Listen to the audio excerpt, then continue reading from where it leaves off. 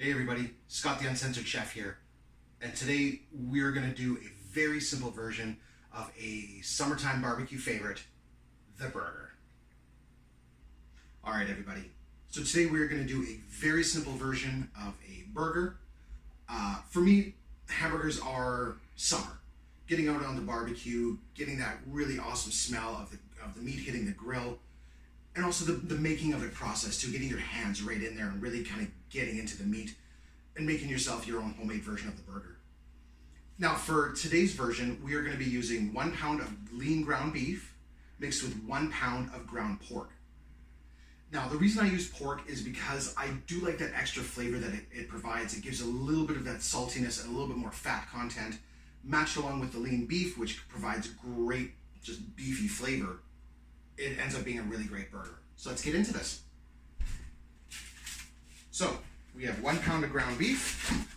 Gonna go right in there, followed by 1 pound of ground pork right on top. And now for the rest of everything in here, we're gonna keep this very simple. We're not gonna use any fillers. We're only gonna put flavor into this. So starting with some salt, we are gonna do 2 teaspoons kosher salt. We've got our onion powder, which we are going to add 1 teaspoon to this mixture. Garlic powder, which we are also going to do 1 teaspoon of. And then we're going to take some fresh cracked pepper, and we're going to put about 1.5 teaspoons of the cracked pepper in there. Now, what you decide to flavor your burgers with is obviously completely up to you. If you want to add spice, if you don't want to add anything other than salt and pepper, go for it.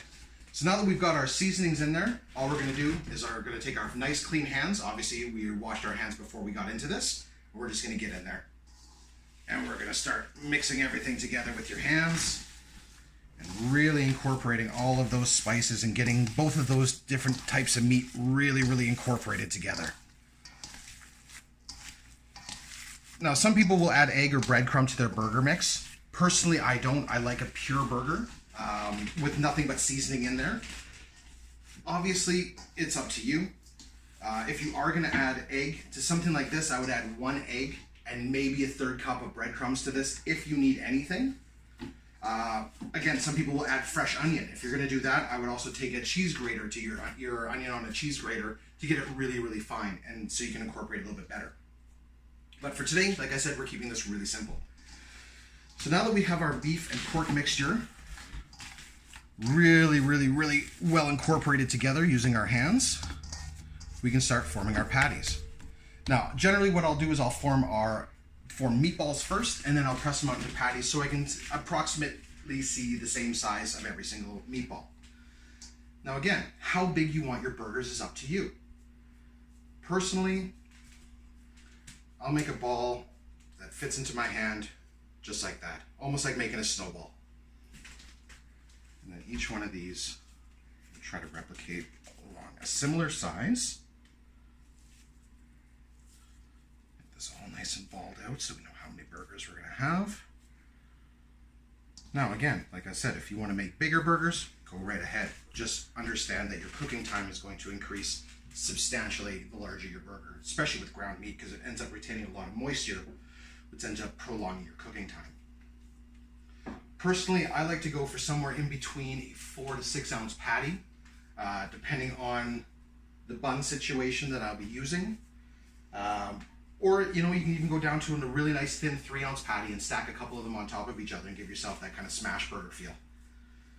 But for today, we are going to go with a really nice medium-sized burger patty. Probably going to get this right into about the 5.5 ounce mark. And there's always going to be a little one at the end. That's okay, because that can be your taster. So, now that we have our burger balls here, we're going to take these, we're going to put them back in our pan so we can flatten them all out back onto that plate. For the flattening process, all I'm going to do is I'm going to take this, just going to squeeze around the edges, just to get it formed in the basic shape, and then use my thumb just to press. Now don't be scared if you see rip marks in your burger patty, if it's not perfectly formed all the way around. It doesn't matter. It's homemade. It's supposed to look like that. You can just form it to your liking. Now for me, that right there, as far as size and thickness, is the perfect size patty. These are gonna cook really nice and quick on the grill. They're gonna get a good amount of crust on them. And they are just gonna absorb a lot of flavor. So again, we're just gonna form all of our patties out. So they're nice and thin, all the same thickness. So they all cook at the same time. Now, once we get done forming all of our patties, these burgers are gonna go into the fridge. Now, I definitely recommend making your burger patties at least an hour before you're gonna put them on the grill. Let them chill in the fridge. You're gonna get all those proteins are gonna harden back up after you've worked them with your hands. Your burgers will become nice and firm patties, and it's gonna hit the grill a lot easier. Obviously, if you don't have time, if you're making these kind of last minute, it doesn't really matter. But for me, personally, I do absolutely recommend giving them the time to rest. So that's really all we're gonna do. We're gonna form all these out, and then we're gonna let them rest. So in a little while, we'll come back and we'll put these on the grill, and we'll get them going for dinner.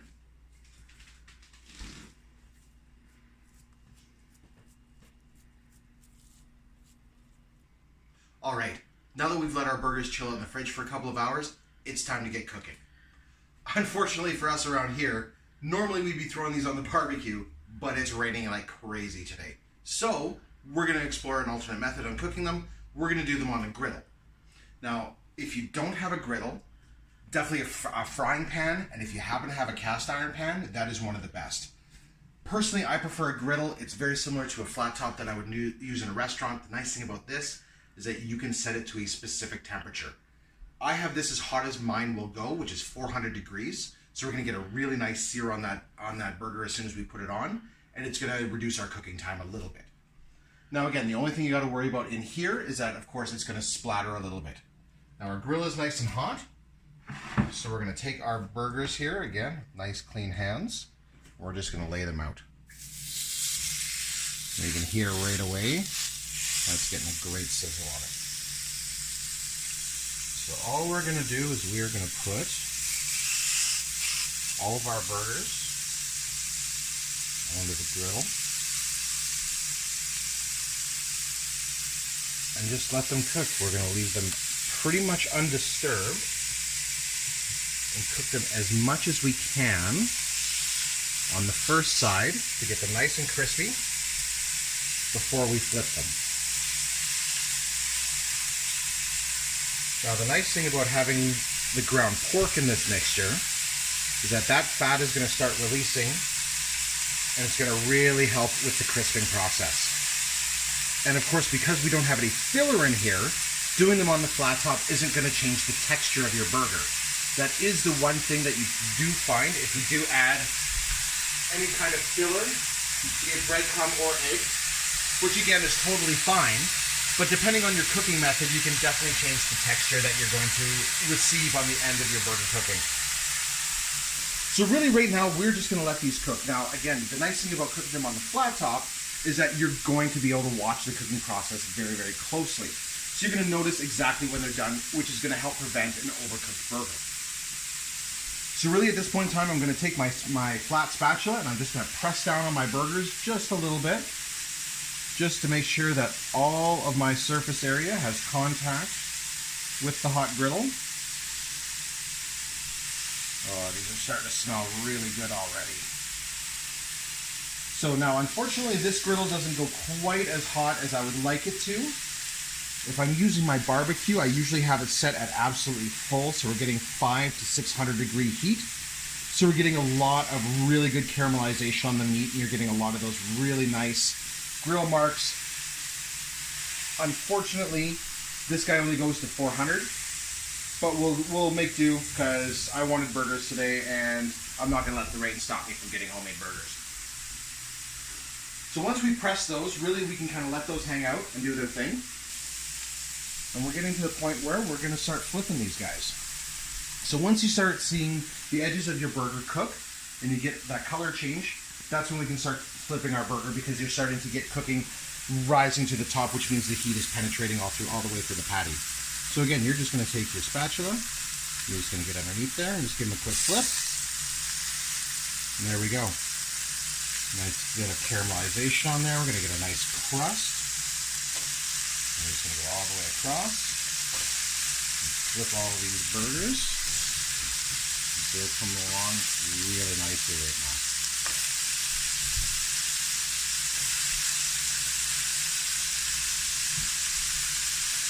So now that we've flipped those burgers, we've probably got about another 3 to 4 minutes to cook. And that's about it.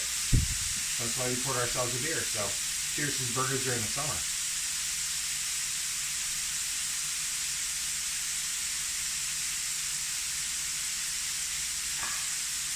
Ooh, that sounds good today. All right. So you can start just kind of touching your burger just a little bit. You're going to notice how the texture at the very center of your burger is going to change from quite spongy to a little bit more firm. And that's going to indicate how far along you are in your cooking process. Now, as far as what you want to put on your burger, that is 100% up to you. If you want to do processed cheese, which I personally recommend because it melts so well, that's my favorite burger cheese, absolutely. If you want to go completely naked burgers, a little bit of just a bun and some ketchup, these guys have enough flavor in them that they will stand up to that. Tonight, however, here for dinner, we've decided for some mushroom Swiss burgers. So a little bit earlier, I grabbed some really nice mushrooms, sliced them up really simply, sauteed them with a little bit of garlic and butter, and salt and pepper. And really all we're going to do now, so I'm going to take some of those mushrooms, and we're going to put them right on top. All while that burger is still finishing up cooking. And grab my piece of Swiss,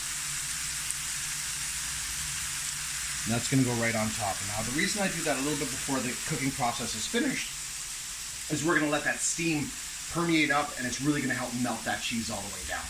We're going to just get that little bit extra without having to put a cover on it or take any kind of extra heat to it. So as that finishes melting, I'm going to grab my bun here. Now, since we've decided to go with mushroom Swiss burgers, we're doing a pretty basic bun. I built a burger sauce earlier. All it is equal parts ketchup, mustard, relish, and mayonnaise. It's basically the McDonald's secret sauce. And I find that it really kind of stands out to a simple, basic burger like we're making tonight. So now that these guys are just about finished cooking and our cheese is really, really nice and melty, and we're going to let that sit on the bun for just a couple of minutes anyway. And it's just finishing up. So now we can take our burger. That's going to go right on top of the bun.